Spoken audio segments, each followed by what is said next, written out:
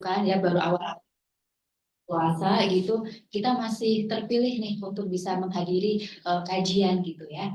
Dan sebelumnya marilah kita panjatkan syukur kehadirat Allah Subhanahu wa taala, kita masih diberikan nikmat apa namanya sehat, puasa, walaupun kita sekarang mungkin ada yang mungkin berhalangan, tapi tetap loh semangatnya itu datang kajian pada siang hari ini.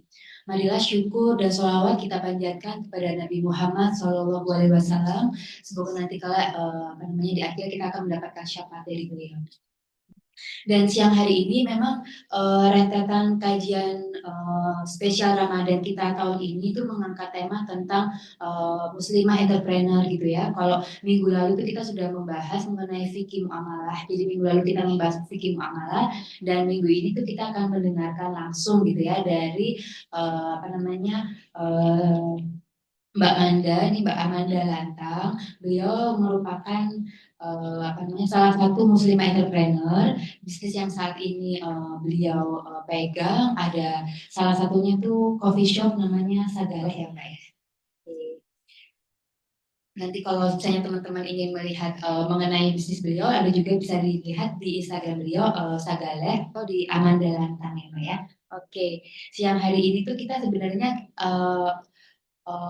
modelnya kita talk show gitu Mbak ya, kayak berbagi cerita bagaimana sih sebenarnya kalau seorang muslimah itu kita boleh nggak sih bisnis gitu ya. Kalau kita udah berkeluarga itu suami aja nggak sih yang kerja gitu kan, atau kita mungkin perlu membantu suami gitu kan untuk memiliki bisnis tapi tanpa mengesampingkan tanggung jawab kita sebagai seorang istri, seorang ibu gitu kan. Apalagi kalau bisnisnya itu sukses, gimana sih itu kita kira-kira kiat-kiatnya, mungkin kita talk show gitu Mbak ya. Nah, apa namanya, dari teman-teman yang ada di sini kira-kira ada yang pernah dengar Sagaleh nggak? Sagaleh. Oke, ya kalau ya, mungkin bisa sedikit diceritain tuh Mbak, Sagaleh itu apa ya Mbak? Artinya atau mungkin kenapa bisnisnya namanya Sagaleh, kenapa kopi itu gimana, mungkin diceritain dulu. Baiklah, Bismillah. Assalamualaikum warahmatullahi wabarakatuh. Salatu wassalamu ala asyrofil anbiya'i wal mursalin. Amma ba'd. Aku Amanda. Terima kasih banyak udah diajak ke sini, bisa kenalan sama kakak-kakak semua. Insyaallah barakallahu fiik. Nah, kalau misalnya ditanya tadi sama Mbak Siska, sagale itu apa? Sagale itu adalah artinya sebenarnya segelas. Jadi sebenarnya aku tuh adalah orang Minang. Mungkin kakak-kakak di sini ada yang Minang juga atau mungkin Sumatera, karena biasanya Sagale itu sama, di Aceh pun juga Sagale, di Medan pun masa juga Sagale, itu segelas artinya. Nah, jadi kenapa tiba-tiba ada Sagale? Ceritanya ini lucu sebenarnya, cukup unik. Jadi aku tuh bisa dibilang generasi ketiga dari rumah makan biasa ya, rumah makan Padang, namanya Sepakat. Nah, jadi aku tuh generasi ketiga. Jadi rumah makan Sepakat ini tuh sudah ada sejak tahun 1976. Jadi dari zaman kakek nenekku gitu. Nah, sekarang udah dipegang sama mama, tandanya kan mama sama om sama tante. Nah, mamaku kan juga sudah mulai menua ya. Terus apalagi sekarang dengan perkembangan zaman, uh, apa ya, marketnya pun juga berkembang dong, beda lagi nih. Nah, sekarang sebenarnya saatnya sekarang dikasih ke generasi aku.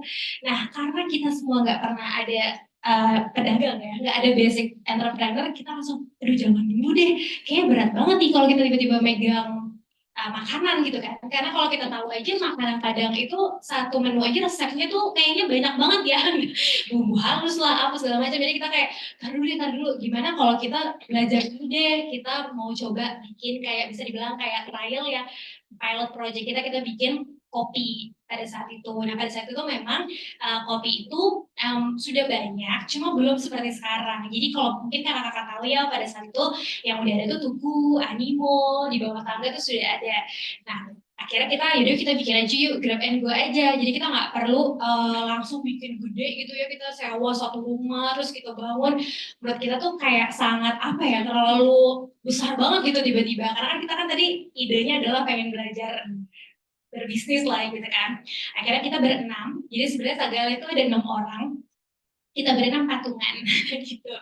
Jadi kita pun juga nggak pakai mesin kopi awal-awal, jadi kita benar-benar pakai kopi itu pakai moka pot namanya, jadi cuma pakai apa namanya, kompor sama si mocha pot itu.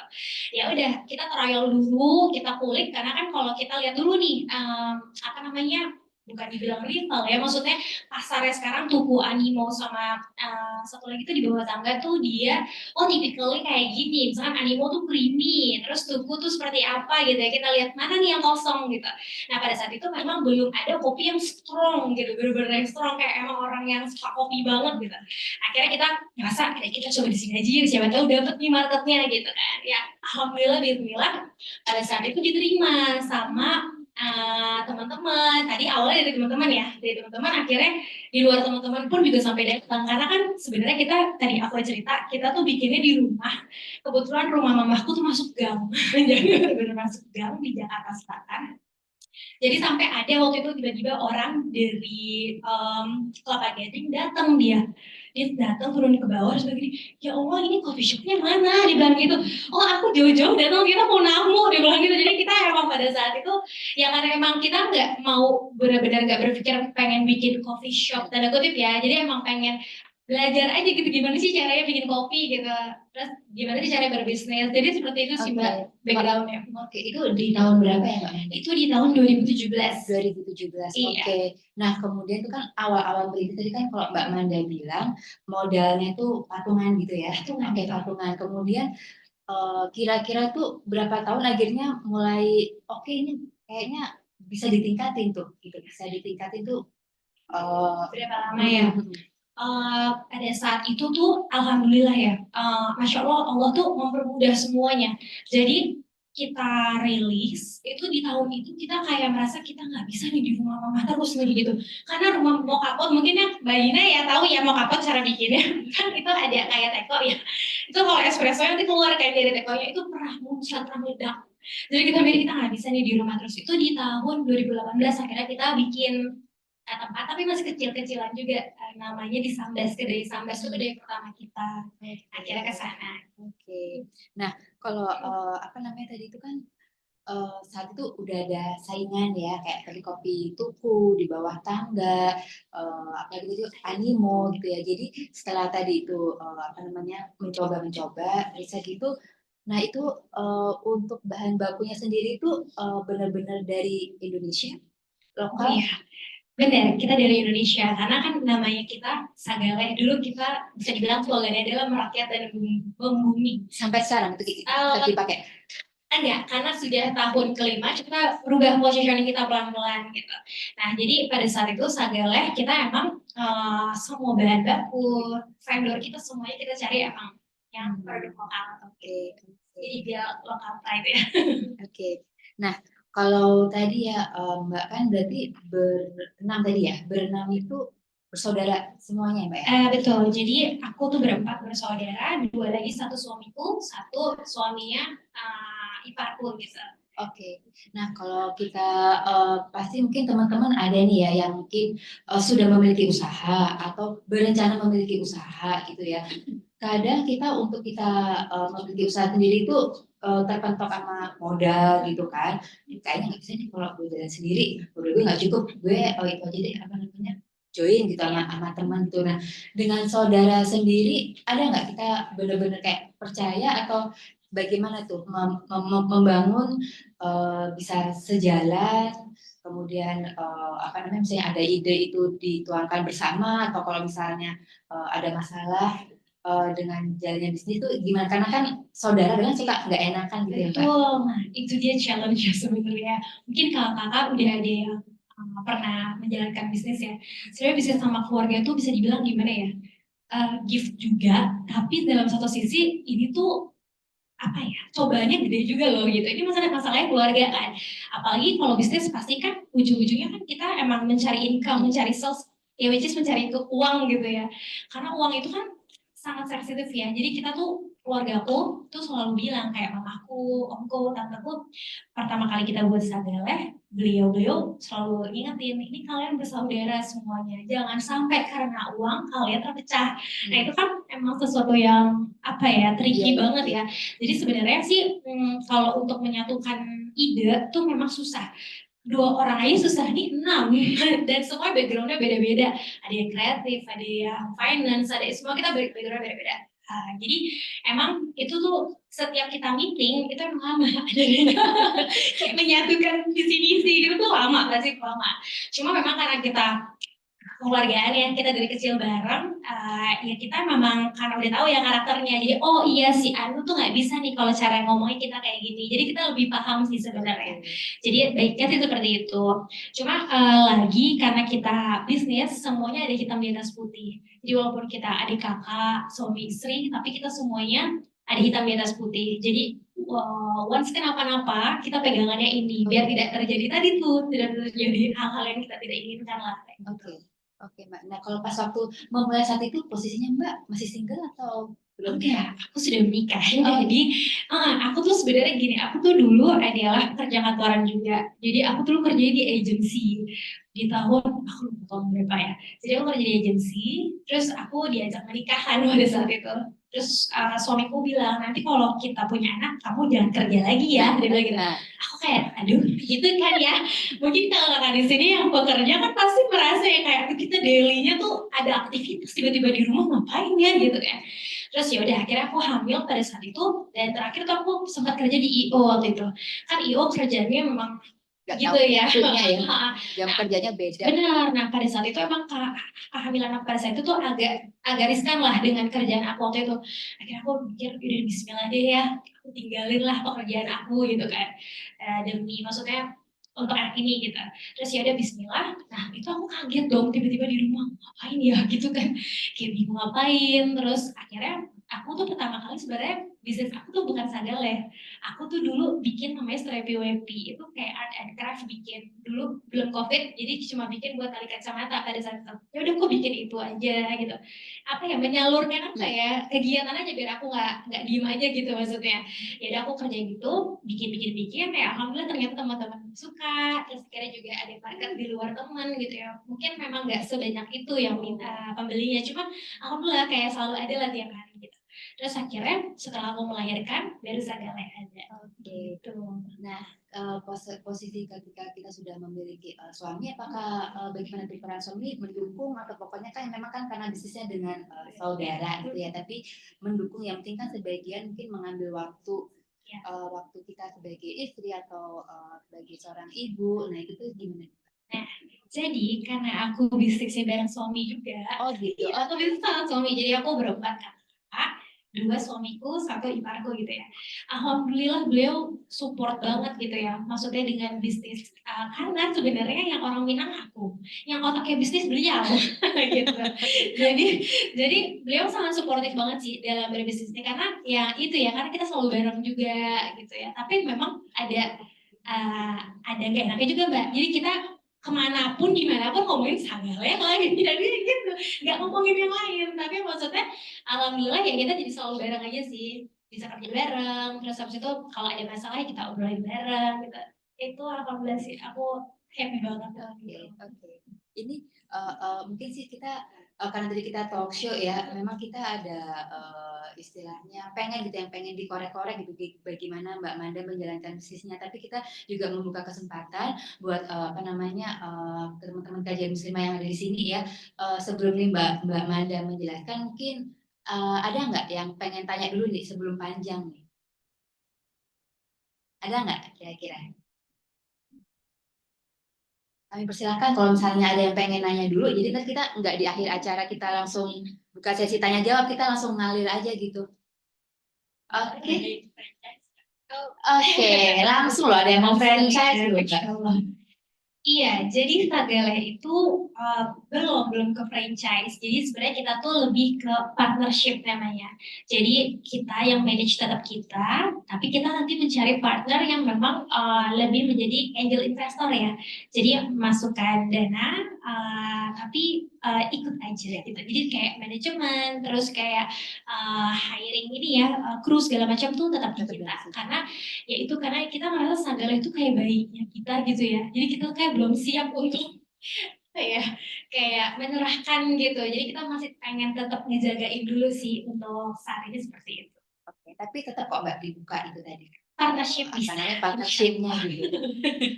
Oke, untuk yang lainnya mungkin kami persilakan. Silakan Ibu.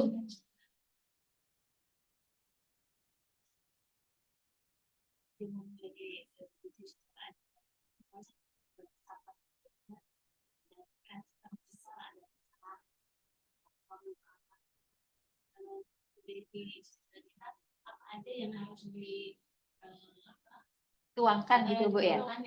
yang nanti tidak akan berakibat ke depannya gitu. Iya, baik. Terima kasih Ibu. Nah, kalau misalkan di Sagaleh, kita itu karena pada saat kita mau buka cabang ketiga ya, kita tuh bikin CV dulu gitu kan, karena biar lebih mudah lah ya dalam nanti untuk purchasing segala macam. Nah di CV itu kita bikin tuh Bu, udah ada dari 6 orang ini udah ada dirutnya siapa, jadi kita udah di plotting gitu kan, itu kan semuanya sudah tertulis, sudah legal ya.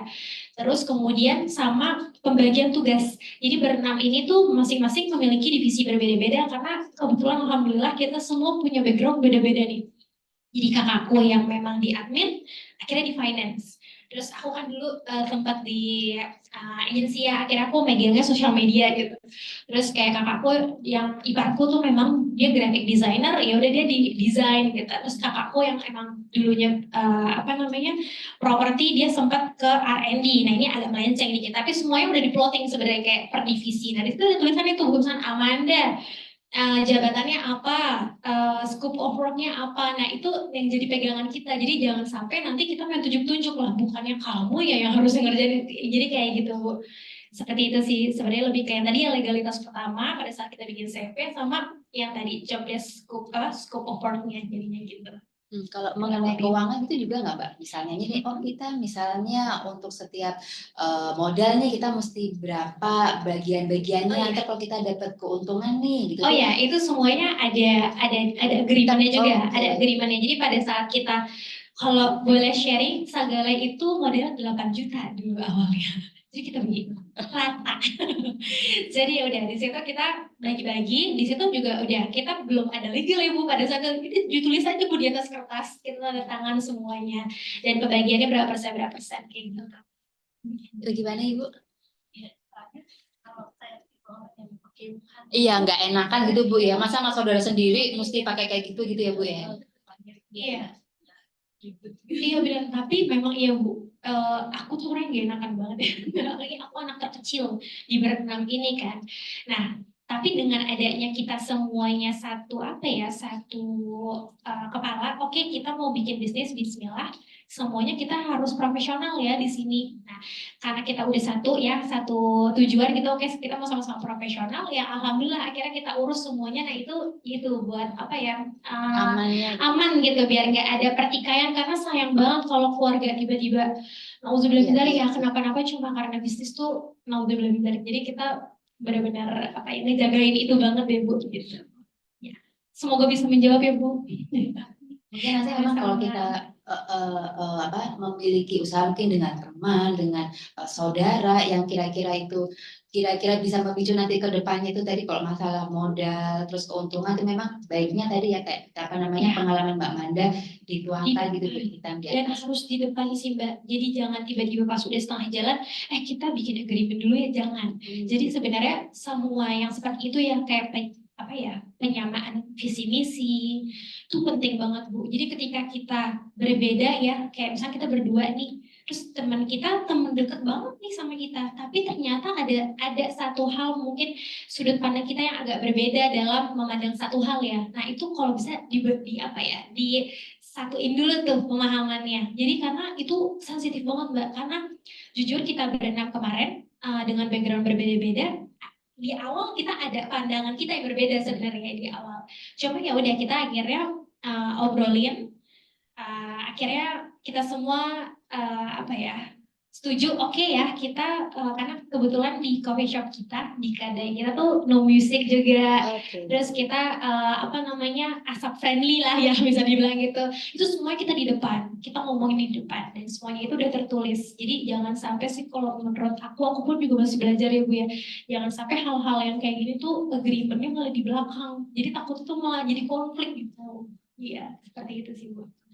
Menarik tadi kalau Mbak Manda bilang tadi di tempatnya bisnisnya Mbak Manda itu nomusi, terus habis itu nggak asap friendly ya sebenarnya. Oke, asap friendly tapi masih diperbolehkan, tapi mungkin ada area tertentu. Sebenarnya kita itu nggak nulis area merokok enggak. Oke. Cuma kita juga nggak menyediakan asbak. Oke. Itu enggak juga. Jadi kita kalau ada orang yang ya harus gitu ya, ya silakan di luar, nanti kita sampahnya kita buang gitu. Nah, pas waktu memutuskan tadi itu mungkin punya apa namanya tadi itu pemikiran musik itu apakah memang dalam menjalankan bisnis awalnya itu apa Mbak melihat dari sisi keislamannya itu yang sesuai syariatnya ya, walaupun bisnis kopi mungkin yang datang juga bukan cuma pembelinya bukan cuma muslim gitu kan, saya non muslim tapi tetap ya sesuai syariat itu kan Padang kan ketat gitu ya. Apakah memang memegang prinsip itu gitu Mbak?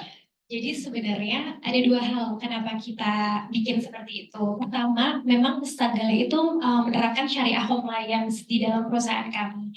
Kedua, kita research. Ternyata nggak semua orang suka datang ke coffee shop yang ada musiknya. Karena banyak yang merasa saya susah ngobrolnya, harus agak teriak, ada yang kayak gitu. Ada juga yang merasa kalau kerja jadi kurang konsen gitu. Nah, kita mengakomodir hal-hal itu gitu. Makanya di coffee shop kita pakainya ambience. Jadi mungkin nanti kalau kakak boleh mampir ya ke sana. Yang paling dekat di sini di mana, Di Mbak? Wijaya. Oke. Di Wijaya, di situ kita memang ambience-nya suara burung, suara air. Jadi memang biar relax sih. Sebenarnya kita pengen kakak-kakak yang datang ke Sagaleh bisa ngerasain warmnya, terus nyamannya. Jadi kalau mau meeting, mau kerja, atau mau ngobrol heart to heart gitu ya, nggak perlu teriak-teriak gitu. Kurang lebih itu kalau dari kita sih. Menarik sih Mbak, menarik ya. Di tengah saat ini kan hampir udah banyak coffee shop tapi kan modern gitu ya. Mungkin coffee shopnya Mbak juga modern tapi tetap ya tadi itu memegang tadi siapa syariah compliance. Syariah compliance sama tadi itu concern kakak-kakak yang merasa itu tadi ketika datang susah nih ngobrolnya. Nah kita mengakomodir hal-hal itu mudah-mudahan gitu ya orang-orang lebih nyaman. Oke, bagaimana? Adakah yang ingin bertanya dari teman-teman? Oke, silakan Mbak Laras. Gak usah pakai mic deh Mbak ya. Tolong agak keras sedikit walaupun puasa. Tadi kan ada apa untuk syariat compliance. Ada konsultasi nggak dengan ustaz atau lagi ahli praktisi syariat itu? Oh iya, itu makasih Mbak Darat untuk pertanyaannya. Kalau untuk Sagale insya Allah ada. Jadi kita tuh setiap mau melakukan hal, pasti kita diskusi dulu sama Ustadz. Kita minta nasihat dulu, ini aman gak nih sesuai syari gitu. Kalau kita mau kerja sama pun juga kita pasti insya Allah ya, kita selalu tanyakan kepada Ustadz. Pegangan kita gitu ada yang selalu kita tanyakan. Jadi biar lebih aman ya. Gitu. Oke. Semoga menjawab ya Mbak. Nah, terkait tadi Mbak Manda bilang kalau memang segala sesuatunya mungkin ada sisi pertimbangannya ya dari sisi agama tadi itu ini boleh nggak sih ya gitu kan, jangan-jangan ini kita apa secara bahan-bahan mungkin halal gitu semuanya tapi mungkin secara muamalahnya mungkin ada yang nggak sesuai. Nah kan sekarang kan Sagal itu udah berkembang dalam permodalannya, apakah juga melakukan kayak peminjaman apa namanya modal atau apa namanya pure dari berenam tadi itu yang itu atau udah mulai kayak pinjam modal gitu ke bank atau banknya syariah atau bagaimana?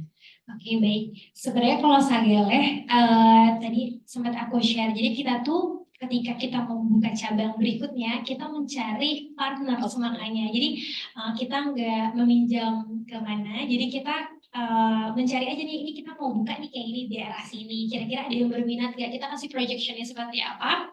Kalau misalkan ada orang yang suka cocok satu visi misi juga, itu juga lagi ya Mbak, visi misi kita lihat dulu nih kita sevisi misi kan nih. Karena kan menjalankan bisnis walaupun mereka ini adalah angel investor ya bisa dibilang, tapi kan tetap biar sama-sama enak ya ngejalaninnya. Gak cuma naruh uang aja ya, iya, tapi betul. harus tak walaupun Mbak yang memegang kendalinya gitu ya. Betul, jadi happy juga kan beliau-beliau ini. Nah, itu sih Mbak, kita selalu alhamdulillah sampai saat ini ketika kita mau buka baru lagi, kita menggunakan tadi itu dengan sistem kerjasama ya jadi. Ya, terima kasih Mbak Manda. Sama-sama.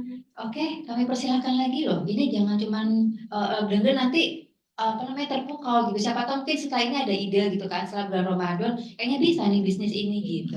Mbak Mia, monggo dipersilakan.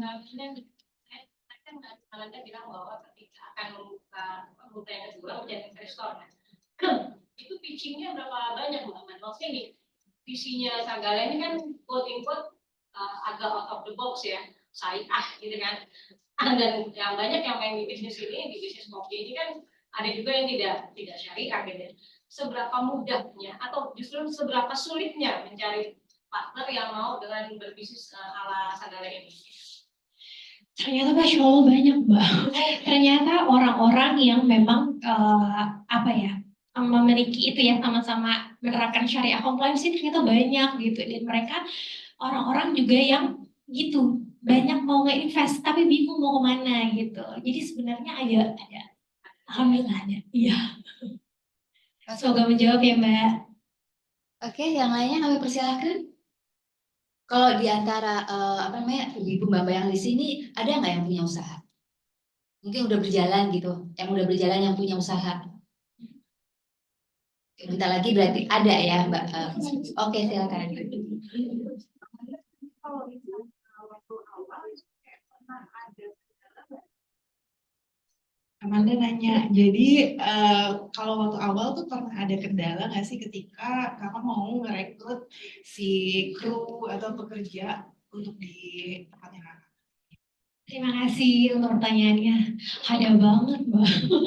Jadi kalau itu dia, sebenarnya manpower tuh sangat susah loh ternyata ya ketika kita mencari orang yang tepat. Karena bisa dibilang kalau kayak barista gitu tuh bisa dibilang tuh kayak keluar masuk gitu ya. Karena mereka itu tuh kadang kan masih muda-muda juga. Nah itu memang tricky banget. Jadi ngerubah rasa atau ganti barista? Oh iya, kalau untuk rasa, insya Allah karena kita ada SOP-nya, jadi ketika barista datang masuk itu kita training dulu sesuai SOP gitu dan selalu kayak di shadow gitu loh, kayak dijagain ketika dia udah firm baru dilepas gitu. Cuma pas emang kalau ngerekrut itu memang sulit sih, maksudnya ternyata nggak semudah itu ya mencari kru tuh. Ya, loyal. Nah iya benar, kalau untuk kayak loyal sebenarnya lebih kayak kita sering turun sih, makanya jadi dari berenam ini kan tadi kita berenam turun semua, tapi akhirnya tinggal berempat yang masih berada di manajemen, itu aku, suamiku, satu sepupuku, sama iparku itu kan. Jadi kita berempat ini yang masih di manajemen, yang dua lagi kayaknya udah, iya kayak kita bukan di bisnis deh kayaknya, yang udah dari akhirnya kayak gitu. Nah ya udah, jadi kita berempat ini memang udah ada di kan siapa yang megang HR. Nah kalau aku dengar dari beliau gitu ya, ternyata memang sulit gitu ya. Dan merekrut itu sulit sebenarnya ternyata. Dan kedua, itu untuk membangun loyalitas tuh memang tricky ya. Jadi di sini emang apa ya, kayak peran kita gitu ya, kalau misalkan emang nanti aku pun kita semua juga masih belajar ya yang di Sagale gitu. Ketika kita ngejalanin Sagale ini sampai sekarang ya udah kita apa ya, kita nempatin diri kita bukan sebagai tanda kutip bos kali ya. Kita di sini bareng-bareng, kita growing bareng-bareng, yuk kita belajar bareng-bareng. Jadi teman-teman barista dan yang lainnya itu juga lebih nyaman jadinya ya. Lebih seperti itu sih kayaknya. Ya semoga menjawab ya. Oke, Mbak Manda, kalau di tempatnya Mbak Manda itu yang kerja di situ muslim semua apa harus muslim Mbak? Oh enggak apa-apa.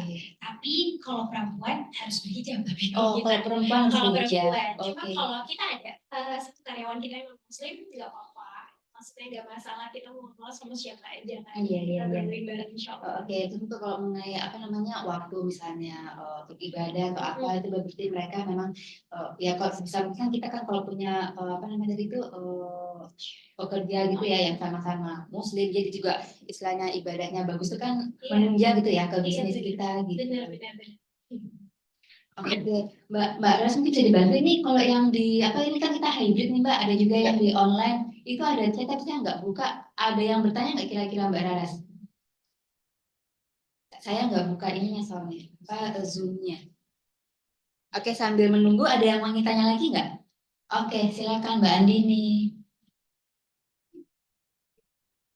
Yang tadi nih Mbak Manda ini walaupun bekerja tapi udah punya bisnis Mbak, soalnya bisa membagi waktunya sebelum berangkat kadang udah nyiapin Harusnya itu loh Mbak. ya.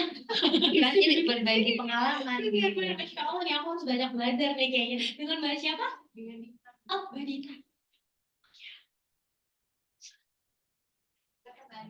Ya, kasih Mbak Manda, aku mau tanya. Iya. Kadang tuh kalau mau mulai usaha tuh paling takut banget kalau ditipu gitu kan ya. Bisa macam-macam ya, dari orang yang kita percaya juga bisa aja kejadian gitu kan. Nah kalau aku lihat biasanya rumah makan Padang itu yang jadi kasir yang punya ownernya gitu kan. Bahkan ya kalau enggak ya karyawan kepercayaan ya. Nah kalau bisa gali itu menyiasatinya gimana Mbak Manda? Oke. Kalau di Sagale, kita karena bisa dibilang owner tuh masih turun banget ya kalau di Sagale itu. Kita tuh di tahun kedua tuh kita masih jadi kasir memang. Tapi kita udah lihat nih mana nih kayak kira-kira karyawan kita yang memang bisa kita pegang. Itu kita udah mulai kalau kita lagi nggak bisa, dia yang maju gitu ya. Cuma kan lama-kelamaan karena kita pengen berkembang juga ya. eh, apa namanya meniti jalan si Sanggala ini nggak bisa nih kalau kita kayak gini terus. Ya udah akhirnya gitu sih Mbak, kita cari, kita lihat nih kira-kira mana nih apa namanya karyawan yang bisa kita pegang dan kita terapkan SOP. Jadi SOP itu yang akhirnya kita jadi pegangan lah gitu.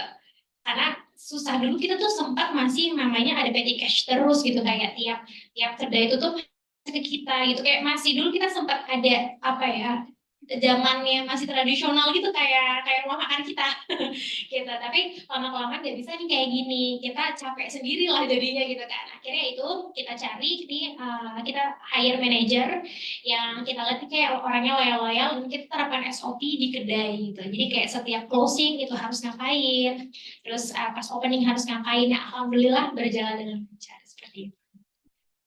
Terima kasih Mbak. Terima kasih Mbak Manda. Nah, kemudian nih dengan berjalannya waktu itu kan naik turun Mbak ya kalau bisnis, atau mungkin Mbak Manda nggak pernah mengalami itu. Nah, itu pernah nggak di suatu perjalanan memulai bisnisnya itu gagal gitu. Gagal mungkin pas buka cabang yang di mana, atau mungkin pas waktu apa itu pernah gagal. Itu gimana tuh supaya apa mengatasinya dan bangkit lagi itu gimana? Pernah nggak mengalami itu Mbak di bisnisnya? Pernah. Qadarullah pernah. Jadi Sagale itu sempat buka di Bandung pada saat itu. Memang pada saat kita buka di Bandung, kita juga ngerasa kita kayaknya research-nya kurang segitunya deh pada saat itu gitu ya. Jadi kita tuh kayak kurang baca market di sana ternyata. Kita strateginya salah karena di sana kita bikinnya grab and go. Ternyata orang Bandung tuh orang-orang yang sangat nongkrong. Suka nongkrong. Iya, jadi mereka tuh bisa kayak areanya simple, sederhana, kayak cuma kebuka, yang penting banyak kursi. Nah, mereka tuh butuh banget kayak gitu. Sedangkan Sagale di sana tuh tempatnya bener-bener cuma di area ada satu apa namanya toko toko baju gitu ya. Nah, kita tuh apa namanya pop up di sana gitu, grab and go. Nah, itu ternyata qadarullah nggak jalan. Itu kita cuma berapa tahun ya? Kayaknya kita setahun deh di sana. Kita setahun dan akhirnya kita ngerasa gak bisa nih kayak gini terus nih. Ya udah nggak apa-apa, kita belajar dari pengalaman kita, karena memang sampai sekarang kita banyak banget Mbak dapat pelajaran. Kita banyak ngobrol-ngobrol juga sama teman-teman yang sama bisnis juga gitu ya, kayak dapat insight, dapat ilmu tuh masya Allah gitu ya. Ternyata ya kayak hal-hal yang kayak tadi gitu ya, kayak case Bandung ya, itu emang jadi apa ya, pelajaran berharga banget buat kita sih sebenarnya. Jadi kita udah kayak udah rumah deh, udah jalannya gitu. Berarti kalau sekarang yang di Bandung udah tutup, Udah tutup, kita udah tutup di Bandung. jadi selain di Jakarta ada yang di Yang di luar luar kota kita satu di Banjarbaru, di di Banjarbaru. Kalimantan. Nah, kalau itu yang pegang juga saudara. Yang itu enggak, kita masih kita, manajemen masih di kita, tapi partner kita orang sana, orang Banjarbaru. Banjarbaru. Gimana? Ada yang ingin ditanyakan lagi? Oke, Mbak Ai, silakan. Halo Mbak Manda, nama saya Ei. Kebetulan saya penikmat Sagale yang di Bintaro. Masya Allah Mbak, terima kasih banyak. Jadi mau nanya nih, kalau satu hal tadi kan yang ditanyakan Muslim atau non-Muslim yang direkrut ya. Kalau aku pertanyaan pertama, ada batasan usia nggak sih biasanya untuk memegang di toko karyawan itu? Kayak biasanya kan kalau misalnya, oh yang ini udah ibu-ibu nanti banyak alasannya gitu kan. Jadi mencari SDM itu apakah dibatasi usia? Terus yang kedua, ada pelatihan-pelatihan bisnis yang dilakukan nggak sih? Karena kan biasanya ada sesuatu hal kita harus nge-develop bisnis kita nih, bisnis developmentnya seperti apa? Terima kasih baik, Masya Allah. Jadi kalau untuk yang di depan, kru di depan kayak barista segala macam itu kita ada patokannya memang. Jadi startnya itu, kok aku lupa ya, karena aku bukan HR, ketahuan ya. Nggak pernah dengerin nih kalau HR ngomong. Jadi tuh ada patokannya, sampai umur berapa pun juga ada. Apalagi perempuan, karena kita, apa namanya, itu yang perempuan nanti menikah, nanti misalkan dia punya anak segala macam. Tapi kalau di HO, kita sebenarnya lebih fleksibel gitu, karena kan kalau HO masih bisa kerja di mana aja ya, kayak tim admin kita, finance kita itu masih bisa kerja di rumah gitu. Cuma kalau untuk yang frontliner ya, yang bagian kru depan itu kita ada batasannya sih, seperti itu. Tadi apa lagi ya? Udah ya, oh pelatihan.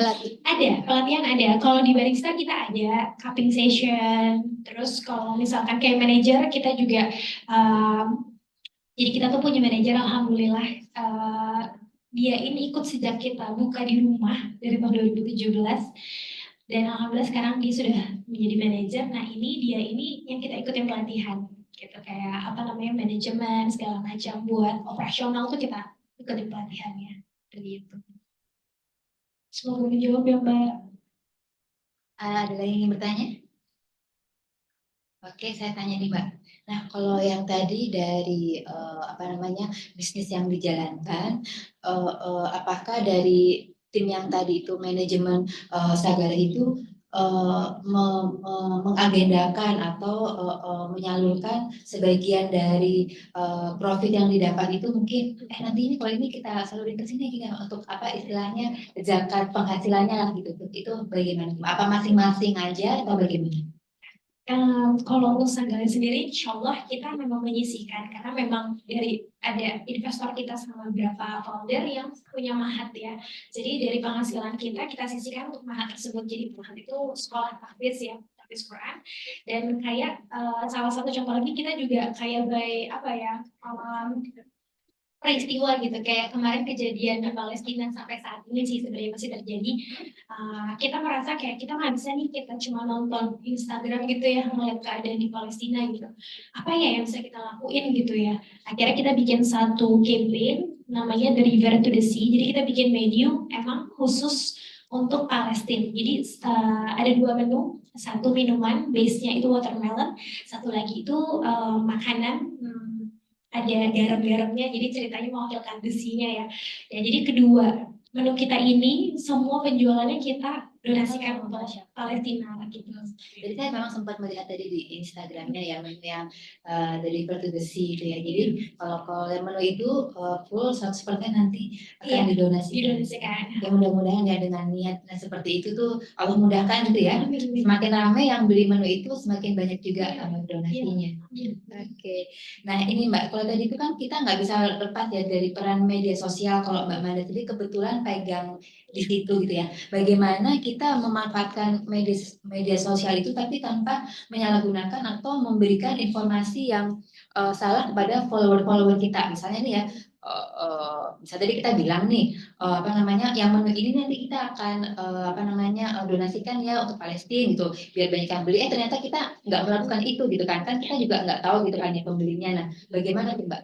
Apa namanya cara-cara memanfaatkan media sosial dengan baik. Ya sesungguhnya Mbak Siska, aku karena sebenarnya aku tuh nggak ada background di sosial media kan tadinya.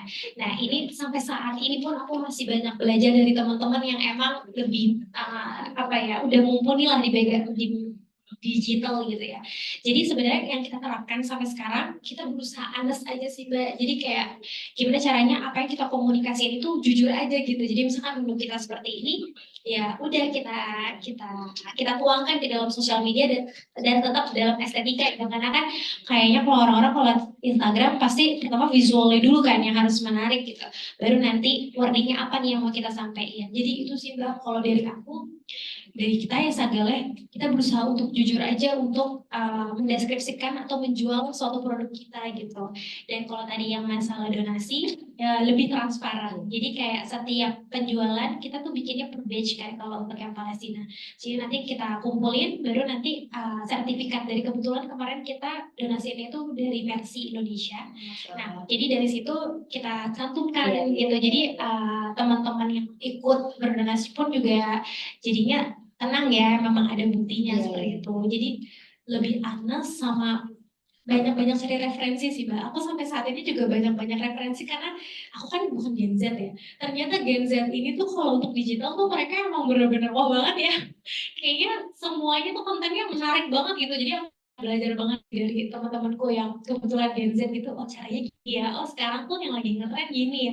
Jadi sebenarnya itu sih Mbak. Oke. Kita ikutin aja flow-nya nih tren-tren digital kayak apa sekarang. Oke, tapi emang benar Mbak ya, kalau kita mau memulai bisnis apapun tuh ya jujur kayaknya nomor satu ya Mbak ya gitu. Mulai dari mungkin kita ya jujur modalnya dari mana, kalau tadi kita bersaudara, terus jujur dalam hal kita mengelola bahan bakunya, karena itu mungkin akan ngaruh gitu ya ke keberlangsungan bisnis kita gitu. Dan di kegiatan apapun lah itu emang jujur itu harus kita pegang tuh. Jadi mudah-mudahan menjadi contoh nih buat namanya teman-teman yang di sini yang mungkin yang setelah ini pengen punya usaha ya nomor satu mungkin itu jujur itu ya harus kita pegang. Oke Mbak, dan ini karena keterbatasan waktu juga, tadi kita cek apa namanya di teman-teman di hybrid ini belum ada yang bertanya ya. Mungkin ini terakhir nih Mbak, terakhir. Bagaimana tips saran dari Mbak Manda untuk teman-teman yang mungkin belum pernah punya kepikiran mau bikin bisnis, udahlah aku kerja aja juga udah cukup gitu kan. Terus apa namanya waktunya juga udah istilahnya udah pasti gitu dari jam 7 ke jam 4 atau jam 8 ke jam 5 gitu kan, gak usah mikirin ntar harus mikirin gimana cara ngembangin bisnis atau apa, tapi mungkin yuk masih bisa kok walaupun kerja kita masih bisa bisnis, mungkin aja kita bisa keluar dari kerjaan kita karena bisnis kita bisa lebih gede gitu kan, kayak Mbak Manda udah beberapa apa namanya buka cabang. Nah itu tips-tipsnya gimana tuh Mbak untuk kita memulai atau mungkin yang udah punya bisnis menjadi pebisnis pemula tuh apa sih tipsnya Mbak? Tipsnya ya. Tipsnya. Aku agak gak enak nih ngomongnya. Mungkin kakak Dita ya mungkin udah lebih handal gitu ya. Kalau dari aku sih sebenarnya tipsnya kita tanya lagi ya ke diri kita, bener gak nih kita mau ngerjain ini gitu. Dan harus apa ya, nerima apapun yang terjadi lah gitu. Jadi kalau misalkan ternyata nggak jalan, ya udah akhirnya kita harus Ibu apa namanya mohon maaf tadi mungkin saya nggak sempat menyampaikan gitu. Nanti buat teman-teman yang ada di sini ya apa namanya itu kan kita tadi menyediakan kurma untuk kita nanti gitu ya berbuka. Jadi nanti kalau ambil bawa aja gitu. Nanti udah nyediain sampai konsultannya habis lah masih jadi monggo diambil aja kan makanya pas waktu buka. Okay. Jangan lupa ini absensinya karena beberapa bukan dari Medco. Jadi nanti kalau kita ada kajian bisa kita emailin gitu undangan kajiannya. Oke. Boleh dilanjut Mbak? Maaf. Iya, gak apa-apa Francisca. Iya, jadi kalau aku sih sebenarnya itu ya kita cek lagi nih, ini benar gak ya, yakin gak ya kita mau bikin. Dan kalau kita bikin, kita harus udah siap yang menerima nanti apakah lancar apa enggak gitu. Dan selanjutnya sih emang harus research itu tuh penting banget gitu ya. Jadi kayak misalkan, oh iya saya mau bikin bisnis makanan rumah, misalkan lauk pauk, itu kita harus research kayak market tuh sebenarnya sukanya apa sih? Atau problem apa sih yang mereka apa namanya punya gitu yang akhirnya kita jawab dengan produk kita gitu. Sebenarnya lebih seperti itu sama banyak-banyak minta pertolongan Allah dan banyak-banyak kayak sampai sekarang pun aku masih banyak belajar dari teman-teman semua yang pebisnis ya. Masya Allah ilmunya gitu kan mereka-mereka semua ini kita banyak-banyak ngobrol sama orang jadi banyak dapat insight lah ya yang akhirnya bisa bikin bisnis kita lebih matang kali nanti persiapannya seperti itu sih. Kalau di kita tuh ada nggak sih Mbak komunitas pebisnis muslim gitu atau supaya misalnya kita ini belum ada kepikiran mau bisnis apa, ternyata ini ada nih komunitasnya gitu supaya kita bisa gabung di situ bisa dapat kayak pencerahan. Ini loh yang bisa salah satunya jadi ide bisnis. Ada nggak Mbak? Ada, setauku ada namanya Halakoh Wirausaha, ada juga kalau MES, tapi MES kan beda lagi ya, ada MES, terus ada namanya Tajir. Nah Tajir ini emang menstimulus orang-orang untuk mau memulai bisnis tuh. Jadi mereka tuh pernah bikin kayak ada kelas-kelas, terus kayak ada Big Bang itu juga ada gitu. Nah aku juga lupa tadi basis ke satu lagi, support system tuh penting banget sih Mbak. Gimana tuh Mbak? Jadi ketika kita mau, menurut aku ketika kita mau menjalankan satu bisnis, support system kita pastiin ada gitu. Jadi karena ketika kita mau mulai suatu hal, tapi ternyata sekeliling kita nggak ngedukung, itu akan berat sih. Gitu. Jadi mungkin dari orang-orang terdekat dulu ya, mungkin dari suami atau yang masih misalkan belum berkeluarga, mungkin dari ibu bapaknya gitu tuh emang harus orang-orang yang memang suportif ke kita, karena kita butuh banget tuh kayak gitu. Oke, terakhir nih Mbak. Kalau kalau tadi itu kan karena latar belakang Mbak Manda itu keluarganya adalah pebisnis gitu ya. Pasti ada lah apa namanya itu eh, eh, eh, apa sih Mbak? Pegangan gitu yang selalu dipegang oleh orang tuanya waktu menjalankan bisnis dan bertahan sampai sekarang, yang itu tuh diturunkan gitu. Pokoknya nanti kalau bisnis kamu mesti kayak gini ya. Nah itu tuh apa sih? Jangan gini tuh itu tuh intinya tuh Mbak. Apa sih Mbak namanya tuh Mbak?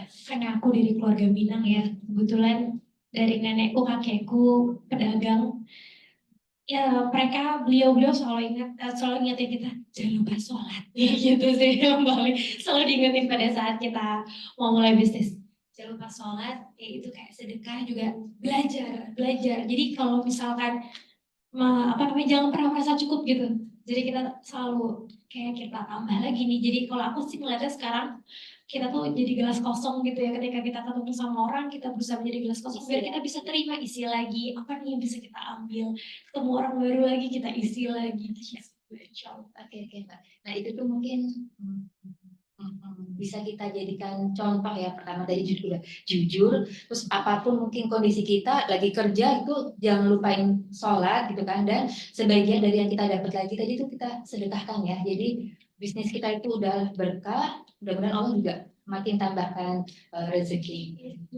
Oke, apa namanya? Terima kasih banyak nih Mbak Manda.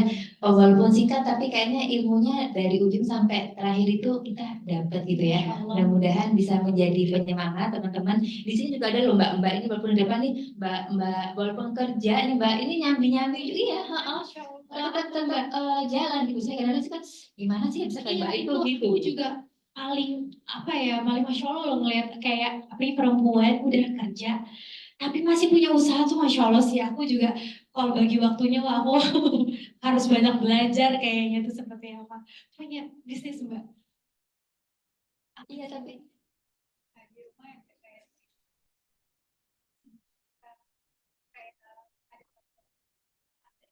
Masya Allah, siap-siap. Jadi itu kan itu ya kayak gitu-gitu tuh kita harus banyak-banyak belajar ya. makanya itu kan penyemangat ya Mbak ya. Kita mungkin termotivasi gitu. Mungkin dari awalnya kita coba-coba, kalau kita telateni siapa tahu bisa berkembang dan maju gitu kan Mbak ya. Oke, baiklah mungkin siang hari ini nih Mbak, apa namanya, demikianlah apa namanya itu sharing kita mengenai bisnis apa namanya Muslimah Entrepreneur. Jadi walaupun kita mungkin sebagai seorang perempuan, tapi bisa kok kita tetap berbisnis mengikuti syariat Islam gitu ya. Jangan takut bahwa apa namanya kalau perempuan itu harus diem aja gitu atau kalau ikut suami aja gitu ya. Mudah-mudahan deh ya apa namanya setelah kita kajian pada hari ini ya memberikan ilmu baru gitu Mbak buat kita. Mohon maaf jika kita ada apa namanya masih kurang-kurangnya nih Mbak dalam acara siang hari ini. Terima kasih banyak. Mudah-mudahan mungkin next time kita bisa undang Mbak Manda lagi cerita mengenai bisnis yang lainnya. Jadi kalau kalian ada yang lainnya soalnya. Aku juga bisa duduk di sini ya. Kakak yang lain nih ya kayaknya juga harus Iya. bisa sharing juga nih. Oke, nah kebetulan kita itu Jumat depan itu kita kajiannya mengenai sama Muslim Entrepreneur juga, tapi kita mengenai membagi waktu dengan keluarga itu bagaimana. Nah itu kita akan menghadirkan Mbak Dinda, Mbak Dinda, beliau pemilik dari Pulkra Fashion Muslimah itu Mbak. Jadi kalau saya ada waktu boleh banget datang, ya di jam yang sama. Oke, terima kasih teman-teman semua. Sebelumnya kita foto bareng ya.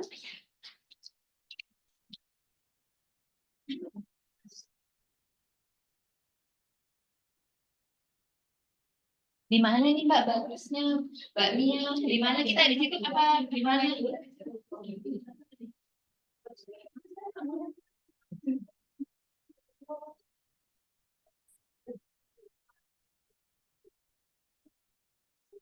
Berapa di mana bagusnya ini sih?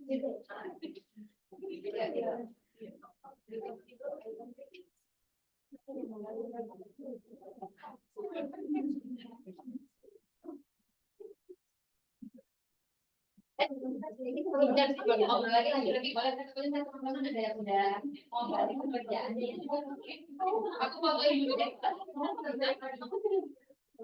Ayo Mami, ada baju teman. Mbak Manda di tengah dong, Mbak Manda.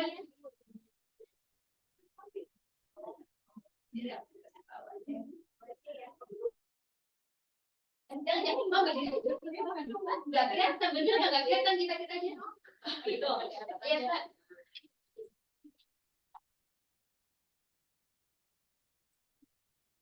Terus gambaran. Satu, dua, lagi. Satu, dua, tiga. Agaknya. Terus kamu bisa video situ nggak? Oh iya. Apa kalau kamu paling gede? Kelihatan ya Mbak Rara? Kelihatan. Satu, dua. Nah, sini Mbak.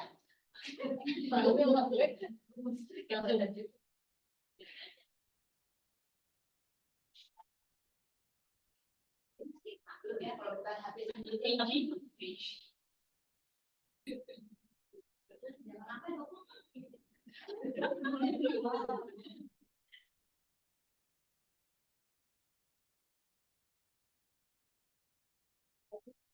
senyum dong. Tanya yang Bapak, jangan lupa diambil rumahnya.